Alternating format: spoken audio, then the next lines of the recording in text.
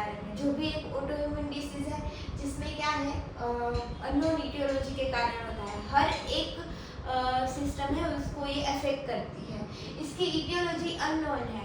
अब ये ट्यूबरक्यूलोसिस से कैसे अलग है, तो कि ट्यूबरक्यूलोसिस है वो कैसेटिक ग्रेन्युलोमा होता है और इसमें नॉन कैसेटिक ग्रेन्युलोमा होता है। ठीक है, it affect every organ, mainly lungs को इफेक्ट करता है और जो इंटर हिलार लिम्फ नोड होता है उनको इफेक्ट करता है। ठीक है, किस किस में देखने को मिलता है? 20 to 50 इयर्स फीमेल में देखने को मिलता है।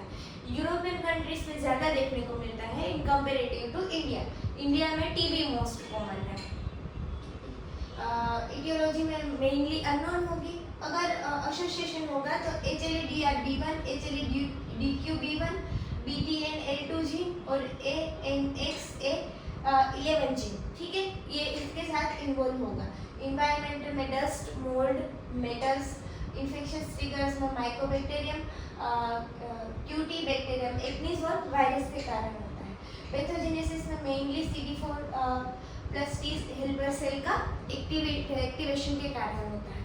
अब मेनली ये लंग्स में इफेक्ट करेगा, तो अगर लंग्स में इफेक्ट करेगा तो कौन कौन से सिम्टम होंगे? Dry cough, dyspnoea, chest discomfort, bilateral hilar lymphadenopathy. ठीक है, स्किन में इफेक्ट करेगा erythema nodosum, pustules, lupus pernio, plaques. ठीक है, आइज में इफेक्ट करेगा एंटीरियर पोस्टीरियर यूवियाइटिस। हार्ट में इफेक्ट करेगा तो कार्डियोवास्कुलर सिस्टम में आएगा तो कंप्लीट हार्ट ब्लॉक, एरिथमियास। फिर न्यूरोलॉजिकल में facial nerve palsy, peripheral neuropathy, optic neuritis, splenomegaly और हाइपरकैल्शियम में देखने को मिलेगा अगर किडनी पे इफेक्ट करेगा तो। और बोन में लाइटिक लीजन मिलेंगे, जो स्मॉल बोन्स है उसमें ज़्यादा मिलेंगे। ठीक है, फिर इसमें दो अलग अलग सिंड्रोम होते हैं, तो वो आपको पूछ सकते हैं।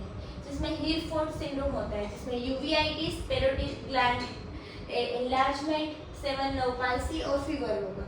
और लोफ्रेन सिंड्रोम में bilateral hilar lymphadenopathy, erythema nodosum और आर्थराइटिस होगा।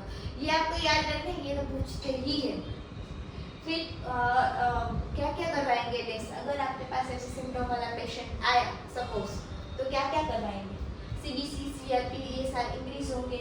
कैल्शियम करवाएंगे, हाइपरकैल्शियम में होगा इसलिए। 24 आवर यूरिनरी कैल्शियम करवाएंगे, किडनी अफेक्ट है कि नहीं वो जानने के लिए। LFT करवाएंगे, ऐसे ही इनिबिटर बढ़ा हुआ मिलेगा इसमें। पल्मोनरी फंक्शन टेस्ट ऑब्वियसली करवाएंगे, ब्रोंकोस्कोपी करवाएंगे। ठीक है, इमेजिंग में HRCT या फिर MRI, HRCT बेस्ट, बायोप्सी करवाएंगे अफेक्टेड ऑर्गन की। ठीक है, फिर ट्रीटमेंट में मेनली तो ये एसिम्प्टोमेटिक होता है पेशेंट। अगर सिम्टम के साथ प्रेजेंट हुआ, ठीक है, तो उसमें फर्स्ट लाइन ड्रग रहेगी ओरल कॉर्टिकोस्टेरॉइड जिसमें प्रेडनिसोलोन ड्रग ऑफ चॉइस है। फिर अगर रिलैप्सिंग होगा, पेशेंट रिकरेंट होगा डिसीज सिम्टम, तो स्टेरॉइड के साथ इम्यूनोसप्रेसिव जिसमें मिथोट्रेक्सेट, फिर माइकोफिनालिक, मोफिडिल ये सब यूज होंगे। एजाथायोप्रिन बायोलॉजिक्स में आएगा। और अगर मोस्ट एडवांस डिसीज है तो बायोलॉजिक एजेंट होंगे जिसमें इन्फ्लिक्सिमाब और एडालीमुबाब यूज होंगे। ये हाईली यील्ड टॉपिक है। अगर आपको ये भले इंडिया में कॉमन नहीं है पर इसके ऊपर से क्वेश्चन बहुत आस्क होता है, तो आपको ये याद रखना ही होगा। और आखिर में ये याद रखिए कि ये नॉन कैसेटिक ग्रेन्युलोमा है, मोस्ट इफेक्ट करता है लंग्स को। ठीक है, और लंग्स में आपको ये दोनों सिंड्रोम याद रखने हैं, फिर उसके बाद कौन कौन से फीचर्स आते हैं वो याद रखने हैं और treatment. Thank you for watching.